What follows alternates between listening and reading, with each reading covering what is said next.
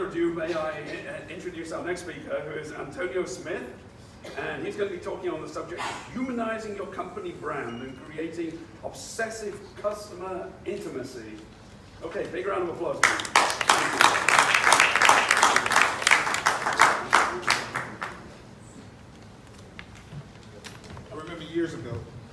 I remember years ago I heard a story of a little kid that got beat up. And he had a black eye. And he goes home and he tells his mom, and he gets suspended from school. And he says, "Mom, it's not my fault. It's not my fault. It's not my fault. He did everything to me. He did everything to me." He said all these things, and mom never says a word, never says anything at all. She just washes the wound. "Mom, no, seriously, it wasn't my fault. It wasn't my fault. It wasn't my fault." She washes the wound, takes him out the back, puts him where the heels of the backyard is, and then she finally says something. She finally says, "Son, what I want you to do is I want you to scream every bad word that kid said to you." So he screams, and it echoes, and those bad words come back. Bad word after bad word, they come right back.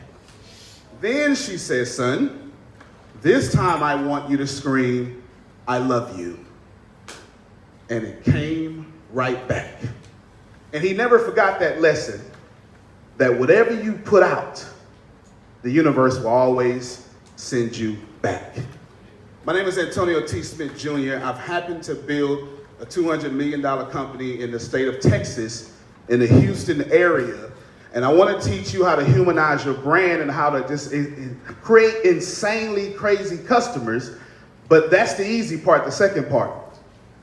What I want you to do is I want you to hear one thing that I'm saying the entire time I'm talking, that's no one suffers alone. If you miss anything, catch, no one suffers alone. I'm going to teach you 15 things of the crazy way I run my company.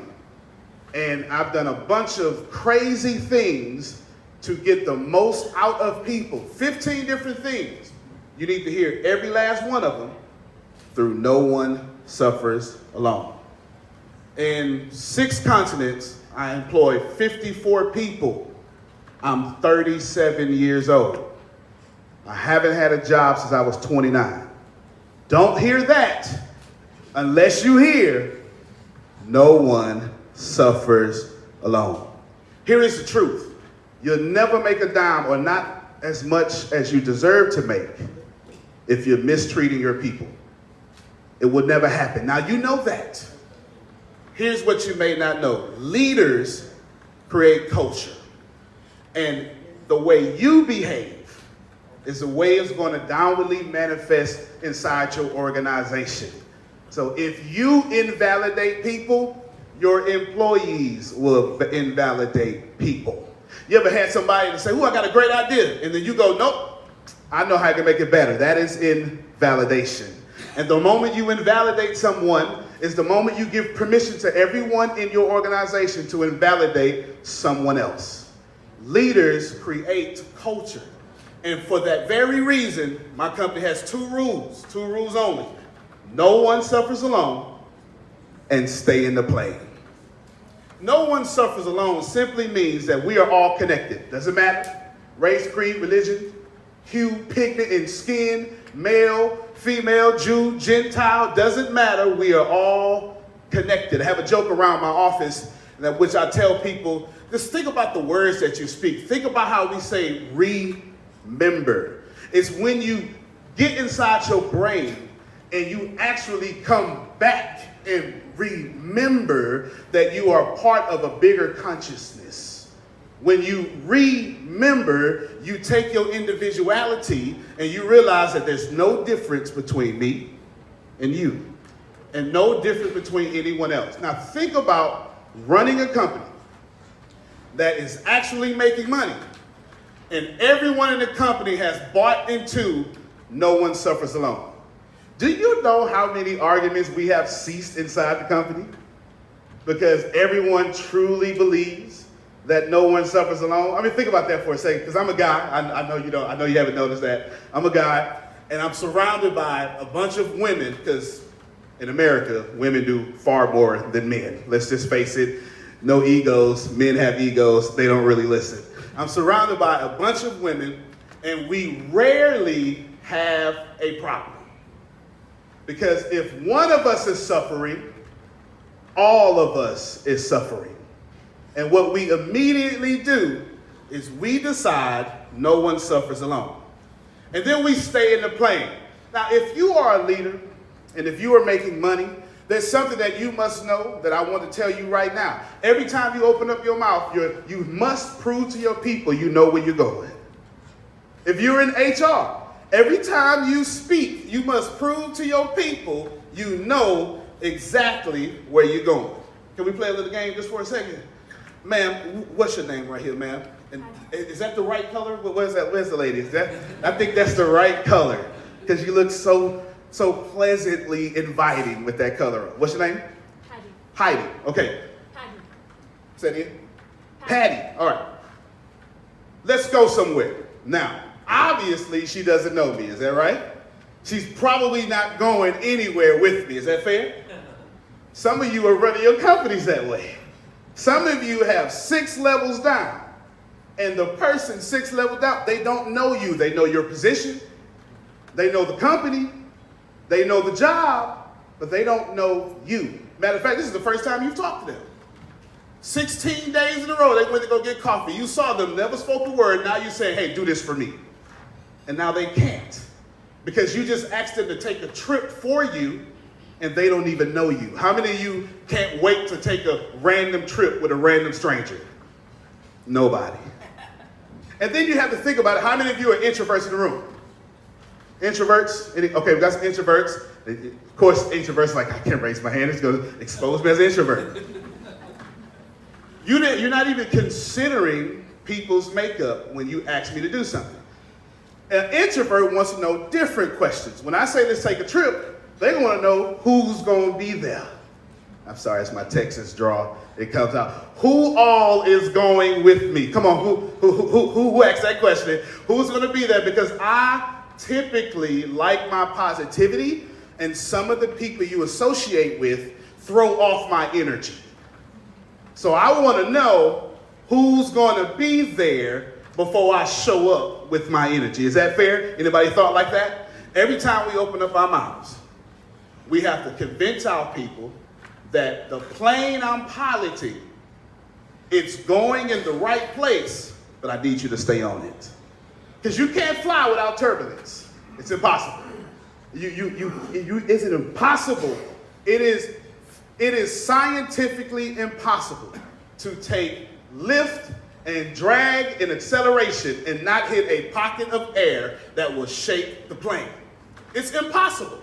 It is not that planes defy gravity.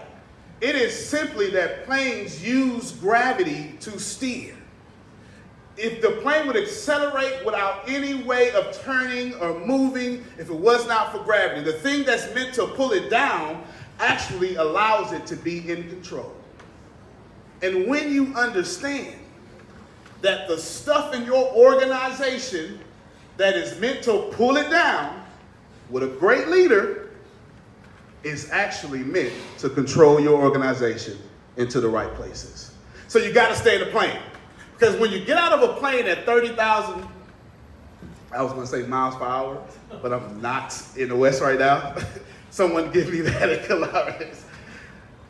When you're going really fast in a plane, if you jump out the plane, you're going to tear your body apart. And what you have to do is tell the people inside your organization, stay in the plane. We're in the right seat. We're on the right plane. We're going in the right place. But if it gets bad, stay in the plane. Let's deal with what me and you have going on in the plane. Don't jump out the plane because you're going to tear everyone up. And then also what I want you to understand is what we really need to do, and what I've done well in my organization, is build your company around their dreams, not the opposite. It's one of the biggest mistakes I ever made, trying to build my dreams around my people. Doesn't work that well, because people will show up, they clock in, they give you just enough to do just enough not to get fired. But when you're actually adding value, when you are actually saying, okay, Marcus, how can I fulfill you and your dreams with this company? Now think about that for a second. Because someone in here, your daughter, needs insulin. Someone in here has someone that has a cancer scare or is battling cancer, and your job is doing nothing about it but making you trade time for money. Now imagine how much harder would you work if you knew your job cared about your daughter. Or how much would they work for us in HR if they knew how much we cared about their kids? Always tie in your dreams, their dreams, with your job. Now, right now I've said 5 things. I'm going to give you 15 things. I'll repeat them for you. Well, I said 4 things. Number 1, leaders create culture. While leaders are creating culture, no one suffers alone. Make sure you stay inside the plane and build your dreams, build their dreams around your business. Understand next that values create behavior. One of the greatest things that we've done over there in the West is allowed people to be free thinking. One of the worst things we have done is appointed a leader who was also a free thinker that had terrible character issues. It's one of the worst things that can ever happen, is to let you think freely, and then now your thinking freely impedes on my thinking freely. Now I have to get in a war with you because I'm too insecure in myself to let you actually be smarter than me. Values create behavior. And as long as your values are clearly understood and have correct motives, your company will be a great one. How many of you right now know your values? I can tell you right now I have 3 rules that are inside of me that I would never change for anybody. Number 1, we're all connected. You'll never be able to take my mind away from that. We're all connected. That means I don't get to mistreat him. I don't get to mistreat you, because whatever I do to her, I do to me. Period. That's my number 1 core rule. And it manifests itself in this universe and comes back. My number 2 core rule: don't ask for anything if you didn't give first. I refuse to ask an employee for anything if I have not given first. Number 3, religion don't matter. People do. Keep your religion. I'll love you anyway. That's my 3rd rule. And I go by that all the time. And that value creates the behavior in my workplace. And after we create that behavior, then we get to the money part. I like this part. Everyone should be focused on creating your own economy. If you're going to have this multi-million-dollar company, you want to make sure everyone is creating their own economy. Not my economy, your economy. How can the job that I am creating for you make sure you have an economy at home? How can I provide for you so much that you no longer need me? See, that's the hard part. I just got somebody right there. I just got somebody. It's like, man, if they don't need you, why are they going to stay at the job? Because you're the only one treating them that way. Why would I leave the best place that I am at?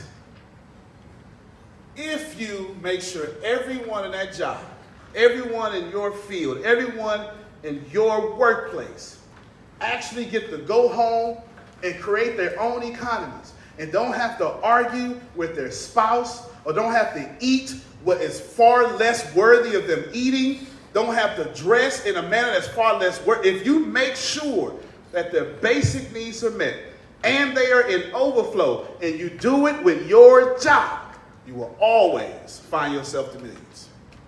It'll never stop happening because whatever you put out comes back in great multiplication. You do not plant a seed of corn and get back 1 corn. You plant corn, you get back a multitude of corn. You don't plant an orange and get back one orange. You plant an orange, you get back a multitude of oranges with hundreds of seeds in each orange. Whatever you do, it comes back. After you have gotten to the point where I can make sure that you have a good economy. Now, over here in India, which I love this country, y'all don't have this problem. In the West, we totally have this problem. Group economics. I don't know why we so selfish. I don't know why. I tried to write a book about it. I couldn't figure it out. I tried to pray about it. I couldn't get an answer. I have no idea why we are so selfish. We don't do group economics for nobody. We don't do it. We refuse to do it. Group economics is the fastest way out of poverty. It is the fastest way out of poverty. It is the fastest way to take your place of employment to a place of overflow. If I have, you have. If you have a gift, we have a gift. If you have an idea, you have an idea. Think about it this way. Capitalism, at the heart of capitalism is how fast can I get money from Mumbai to California? The quicker I can get it done, the more money I make. That's capitalism. Now, let's shift that into what would actually make your business even more profitable than capitalism. How fast can you get an idea from level 100 to the CEO as fast as possible? Turn ideas in your company into money. As money powers capitalism, ideas power companies. And if you can get an idea from someone who just came in, they've been an employee for 6 hours, have a game-changing idea, how fast right now in your organization can employee 2,703 with 6 hours of experience in that job and loyalty and dedication get that idea to the top CEO? If the answer is not as fast as possible, you have invisible barriers placed on employees that are stopping your income, it's stopping your profit. Because just because I've been in this company for 6 hours doesn't mean I've been human for 6 hours. I homeschool, I have two boys, 10 and 6, and they eat every day. I don't know why. Every single day, they want food every day. They really do. And they use a lot of toilet paper too. I'm not sure why they do that. And these boys are homeschooled. And I thought about it one day. I homeschool my kids. And one day, one of the people in the job was having a sick child and having some problem with trying, hey, can I take off? Can I do this? Can I do this? I said, take off for what? Well, my kid is sick. I say, bring him here. And the eyes got wide open. Bring him here? Yeah, well, he bad. I don't care. I was bad. He's 2. How can a 2-year-old be bad? He's 10x in energy, like Greg Cardone would say. He is not bad. He's 2. Bring him here. And from that moment on, 3 years ago, kids are now welcome at our job. Now, of course, I don't have heavy machinery.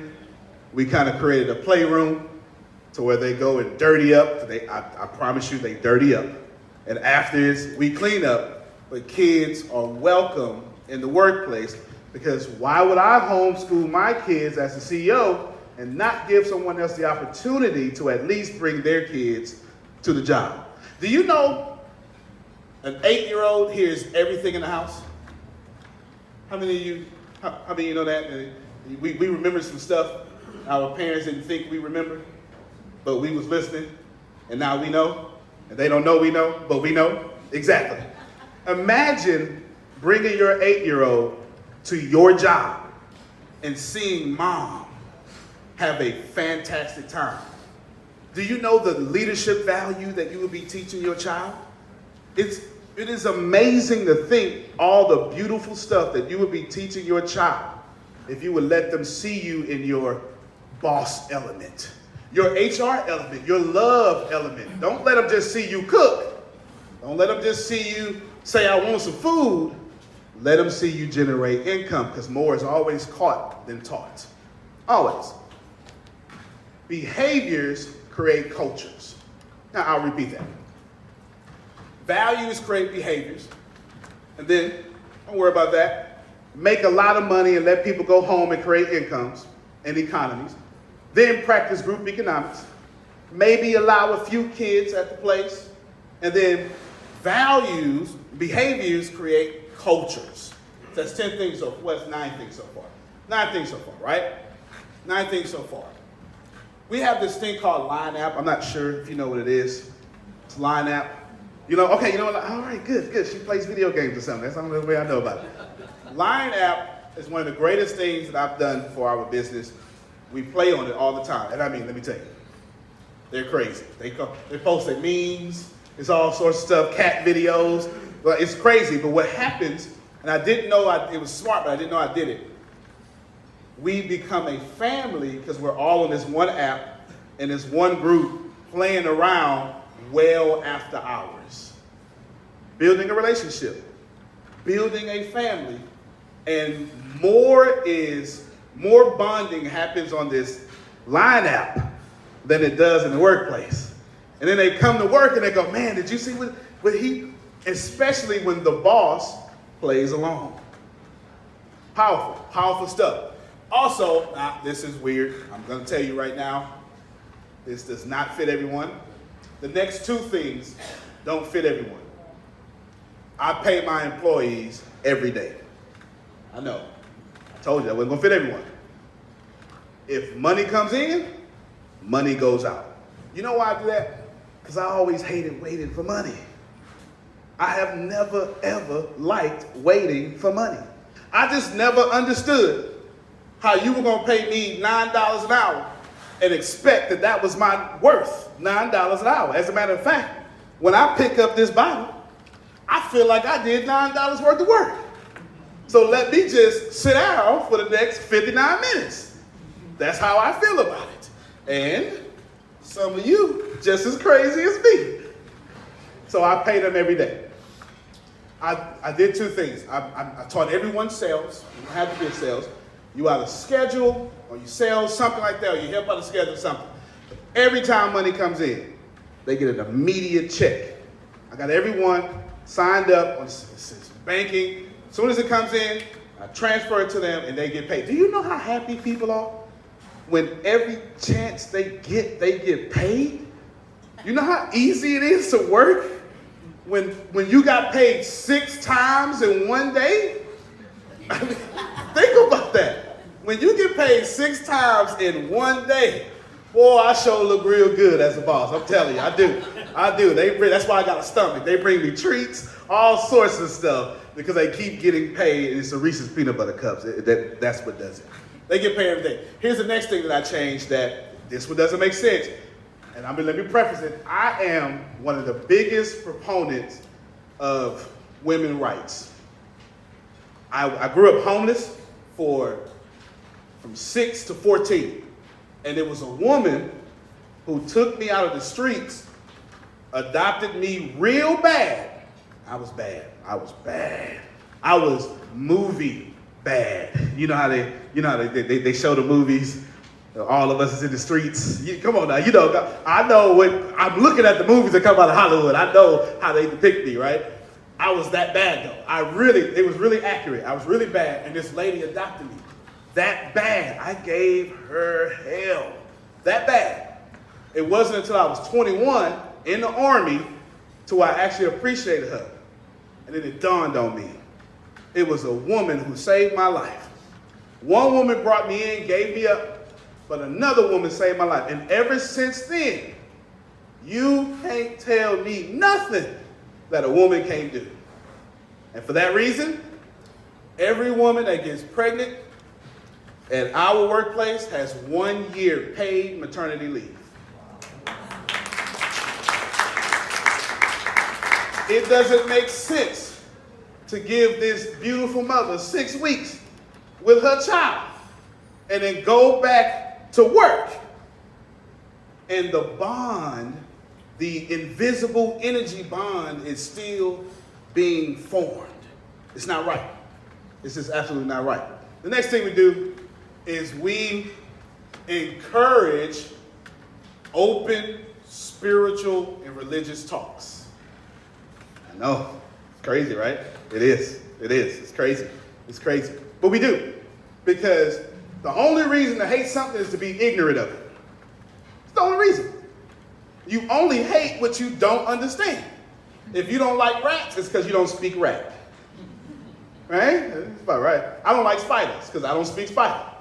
And I went and, some camel spiders like this big. I can't do them. I don't know what to do with them. I don't understand spiders. I don't want to understand spiders. I'm not trying to relate to spiders. I'm very ignorant of spiders, so I'm a spider racist. Do you understand what I'm saying? I just don't know it. So when you don't know something, when you fear it, you kill it. And the reason why we got wars all the time is we don't know each other. We don't. In the West, anybody from the East is a terrorist. That makes no sense whatsoever. It doesn't. It makes no sense. It is equivalent to calling the KKK in the West Christians. As in, that's the whole Christianity religion. Makes no sense at all. It's unfair. But since we don't know, we judge. And when we judge, we fear. When we fear, we kill. So we eliminate that. Whatever you are, I am. We are, and I appreciate, and I love, and for that reason, it goes downwardly. Last thing I would like to tell you is there was a 6-year-old kid, and he had a 4-year-old brother. This 6-year-old kid had a 4-year-old brother. They went off running. They were having a good time, and they didn't come back home. And the mom was real good, but she understood something was really wrong with the kids. The next morning, the police officers looked for the kids. They didn't come back home. They see the 4-year-old chest high in the sand dune, and they rush to him and they frantically get the sand off of him. His chest starts breathing. Finally, he almost dies, and they ask him, "Son, where is your older brother?" And the 4-year-old says, "I'm standing on his shoulders." And that's really the leadership of HR. When you think about it, that's what we do. We hire people, and if we must, we use our shoulders so they can live. Antonio T. Smith Jr., you can't plan better. You can dominate. Thank you. We have time for one question. Do you have a question? Anybody want to answer a question? No, or you think it's one, brief. What's next for you? Yes. I've created inside that company, another company, to where we're going to hire about 100,000 people in the next 365 days and make them all millionaires. That's right. Okay, good job. High five. We're going to make them all millionaires. My goal is by July 20th, 2020, to create 100,000 millionaires. That's my goal. Wow. Thank you so much. Right.